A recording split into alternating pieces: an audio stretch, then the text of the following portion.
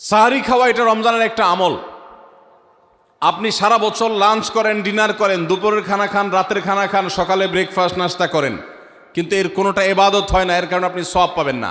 কিন্তু রমজান মাসে ভোর রাতে ঘুম থেকে উঠে যে আপনি খাবার খাবেন, এই খাবার খাওয়ার জন্য যে উঠলেন এবং খাইলেন, এর কারণে আপনার অ্যাকাউন্টে আপনার আমলনামা আল্লাহ তাআলা সওয়াব জমা করে দিবেন, আপনি রিওয়ার্ড পাবেন, বিনিময় পাবেন। কেন? কারণ নবী করিম সাল্লাল্লাহু আলাইহি সাল্লাম বলেছেন, তাসাহহারু ফাইন্না ফিস সাহুরি বারাকাহ। তোমরা সাহারির খাবার খাবে ভোর রাতে, রোজার মাসে রোজা রাখতে গিয়ে সাহারির খাবার খাবে। কেন? কারণ সাহারির যে খানা, এই খানাতে আল্লাহ তাআলা বরকত রেখেছেন।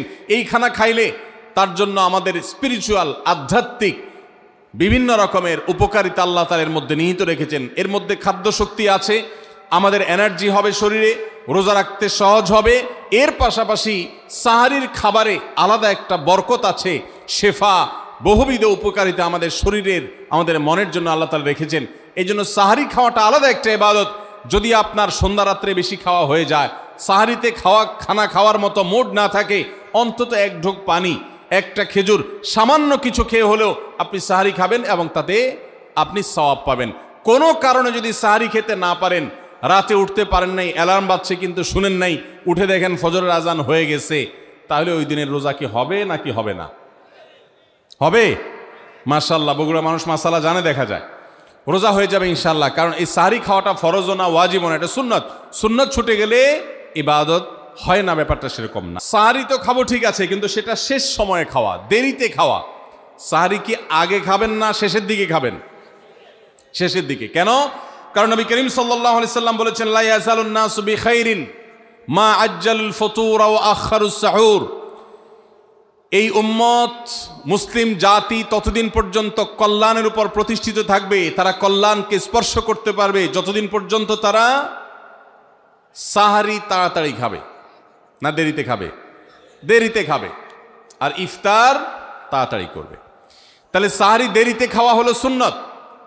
আমাদের দেশে গ্রামে অনেক মুরব্বীরা এখনো আছেন, রাত 12টা, 1টা, 2টা বাজে সাহারি খেয়ে শুয়ে থাকেন।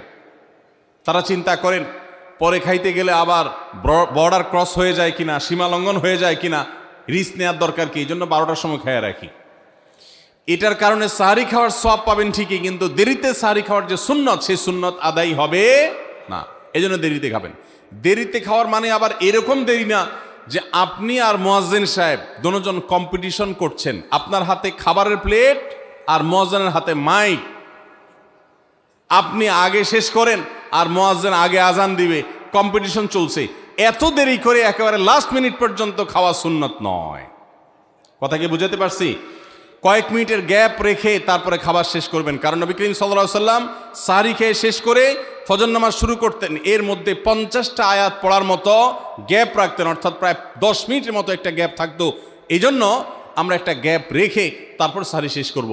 অর্থাৎ ফজরের আজান যদি হয় উদাহরণস্বরূপ 5:25 বা 30, তাহলে আমরা 2-4 মিনিট আগে সাহারি খেয়ে শেষ করবো ইনশাআল্লাহ। তাহলে সাহারি দেরি করে খাওয়া, শেষের দিকে খাওয়াটা সুন্নত। আল্লাহ আমাদেরকে আমল করার তৌফিক দান করুন। রমজান মাসে সাহারির নামে একটা নতুন নাটক শুরু হয়েছে এদেশে, সেটার নাম হলো সাহারি পার্টি। আপনারা শুনেছেন? বিশেষ করে শহরের ছেলেফেলেরা, ইউ পোলাপান, তারা আজকাল ভোর রাতে বন্ধু বান্ধব সহ রেস্টুরেন্টে গিয়া সাহারি পার্টির আড্ডা বাইর করছে। শয়তানি এবং ফাইজলামির আর কোনো জায়গা নাই, সাহারির জন্য পার্টি বাইর করছে, তাও আবার ছেলে মেয়ে একসাথে মিলেমিশে। ভাইরা আমার, সাহারি খাওয়া ইবাদত, এবং সাহারির এই সময়টা দোয়া কবুলের সময়, তাহাজ্জুদের সময়। আল্লাহ তাআলা দুনিয়ার আকাশ থেকে ডেকে ডেকে বান্দাকে ক্ষমা করেন। এই সময়টাতে আড্ডাবাজি করা, এটা হতভাগা ছাড়া আর কারোর কোনো কাজ হতে পারে না। তাহলে রমজান মাসের রোজা রাখা এটা শুধু ফরজ না, মৌলিক ফরজ। নবী করিম সাল্লাল্লাহু আলাইহি সাল্লাম বলেছেন, যদি কেউ জীবনে একটি রোজাও শরিয়া গ্রাহ্য ওজর ছাড়া কেউ যদি ভঙ্গ করে, রোজা না রাখে, রমজানের পরে যদি সে সারা জীবনও রোজা রাখে, দায়মুক্ত হয়তো হয়ে যাবে, সে কাজা আদায় করেছে, কাফারা আদায় করেছে, দায়মুক্ত হয়তো হয়ে যাবে। কিন্তু রমজানের একটা রোজা রেখে আল্লাহর কাছে যে পরিমাণ মর্যাদার অধিকারী হওয়ার কথা, সারা জীবন রোজা রেখেও রমজানের ওই একটা রোজার ক্ষতিপূরণ করা সম্ভব নয়। এই জন্য সবাই রমজান মাসে ফরজ রোজা রাখবো তো ইনশাআল্লাহ। সকল প্রাপ্তবয়স্ক সুস্থ ইমানদারের জন্য রমজানের রোজা রাখা ফরজ। ভাইরা আমার, পৃথিবীতে আজ অনেক বিজ্ঞানী রোজা বা ফাস্টিংয়ের উপরে গবেষণা করে অনেক বড় বড় পদক, অনেক বড় বড় পুরস্কার জিতেছে। এখন ডাক্তাররাও আমাদেরকে বলে যে একটা সময় আমরা যেন ফাস্টিং করি, একটা সময় আমরা যেন না খেয়ে থাকি, এটা আমাদের স্বাস্থ্যের জন্য ভালো। নবী সাল্লাল্লাহু আলাইহি সাল্লাম সেই ১৫০০ বছর আগে আল্লাহর দেয়া বিধান আমাদেরকে জানিয়েছেন। রমজানে পুরো মাস রোজা, শাবানে মুহররমে বেশি বেশি নফল রোজা, সোমবার বৃহস্পতিবার সাপ্তাহিক রোজা, চাঁদের ১৩, ১৪, ১৫ আইয়ামে বীজের মাসিক রোজা। নিয়মিতভাবে এই রোজা, এই সিয়ামগুলো যদি পালন করি আমরা, তাহলে আল্লাহর সন্তুষ্টি এবং জান্নাত লাভ যেমন হবে, ঠিক একইভাবে আমরা দুনিয়াতে সুস্থ সবল থাকতে পারবো। আমাদের শরীরে অতিরিক্ত যে চর্বি তৈরি হয়, বিশেষ করে আজকের বিশ্ব বাস্তবতায়, এই চর্বিগুলোকে বার্ন করার জন্য রোজার কোনো বিকল্প নাই। যদিও চর্বি বার্নের উদ্দেশ্যে রোজা রাখলে সে রোজা রোজা নয়। আমাদের উদ্দেশ্য হবে আল্লাহর সন্তুষ্টি অর্জন, পাশাপাশি পার্থিব উপকারিতা এমনি পেয়ে যাব। আল্লাহ আমাদের সবাইকে রমজান রোজা রাখার তৌফিক দান করুন। ভাইরা আমার, নবী করিম সাল্লাল্লাহু আলাইহি ওয়াসাল্লাম তিনি বলেছেন, যে ব্যক্তি রমজানে ঈমান এবং ইখলাসের সাথে আল্লাহকে খুশি করবার জন্য রমজান রোজা রাখবে, আল্লাহ তার পূর্বের সমস্ত গুনাহ মাফ করে দিবেন। অনেক যুবক আছেন গ্যাস্ট্রিকের অজুহাতে, অনেকে আছেন প্লাস্টিকের অজুহাতে রোজা রাখেন না। কারো গ্যাস্ট্রিক, কারো প্লাস্টিক। সামান্য একটু রোজা রাখতে যে যুবক পারে না, সে নিজেকে মুসলিম দাবি করে কোন মুখে? মাত্র 12-14 ঘন্টা যে না খেয়ে থাকার মতো চ্যালেঞ্জ নিতে পারে না, সে আবার কিসের মুসলমান দাবি করে নিজেকে? এই জন্য ভাইরা সবাই রোজা রাখবো তো ইনশাআল্লাহ। বাসা বাড়িতে বাচ্চাদেরকে কৈশোর বয়স থেকে তাদেরকে রোজা রাখতে শেখাবেন। সাহাবায়ে কেরাম আশুরার রোজা পর্যন্ত বাচ্চাদেরকে রাখাতেন এবং তাদেরকে খেলনা দিয়ে ভোলাতেন, রোজা রাখতে তাদের সাহায্য করতেন। আজ এমন এক প্রজন্ম আমরা গড়ে তুলছি, যেই প্রজন্ম শুধু ভোগ শিখেছে, ত্যাগ শিখে নাই। বাচ্চা কাচ্চাদেরকে দেখবেন মা বাপ বড় বড় মোবাইল, স্মার্টফোন তাদের হাতে তুলে দিচ্ছেন। তারা মুখ দিয়ে কোনো কথা বললেই সেটা নেওয়ার জন্য, কেনার জন্য বাপ মা অস্থির ব্যাকুল হয়ে যাচ্ছেন। তাদেরকে সংগ্রাম, ত্যাগ, চ্যালেঞ্জ নেওয়া, এগুলো তাদেরকে শেখাচ্ছেন না। মনে রাখবেন, ভোগ করতে কোনো যোগ্যতার দরকার হয় না, ত্যাগ করতে যোগ্যতার দরকার হয়। ভোগ করতে সবাই পারে, ত্যাগ করতে সবাই পারে না। এই জন্য সন্তানকে ভোগ নয়, ত্যাগ শেখাতে হবে। আল্লাহ আমাদেরকে তৌফিক দান করুন। আপনার বাচ্চা যদি রোজা রাখা শিখে, শখ করে রোজা রাখে, তাকে বাধা দিবেন না, তাকে রোজা রাখতে দিবেন। কারণ সে রোজা রাখার মধ্য দিয়ে গরিব অভাব মানুষের কষ্ট অনুভব করবে, ফিল করবে। সে রোজা রাখার মধ্য দিয়ে আল্লাহর নৈকট্যের ফিলিংস তার মধ্যে আসবে, ইসলামী সংস্কৃতিকে সে অনুভব করবে, আঁচ করবে। এই জন্য সন্তানকে কৈশোর বয়স থেকেই, কিশোর বয়স থেকেই তাকে রোজা রাখতে সাহায্য করবেন ইনশাআল্লাহ। ঠিক আছে না ভাই? বাচ্চাদের প্রথম হয়তো রোজা অর্ধেক রাখবে, দুপুরে ভেঙে ফেলবে, এরপর না হয় বিকাল পর্যন্ত রাখবে, এরপর না হয় সন্ধ্যা পর্যন্ত রাখবে, কিন্তু অভ্যাস তাকে গড়ে তুলতে হবে। আল্লাহ আমাদেরকে তৌফিক দান করুন। ভাইরা আমার, তাহলে রমজানের প্রধান আমলে রোজা রাখা। এই রোজা ইচ্ছাকৃত শরিয়া গ্রাহ্য ওজর ছাড়া ভাঙা জায়েজ নাই, হারাম। যদি কেউ ভাঙে অথবা না রাখে সে ফাসিক।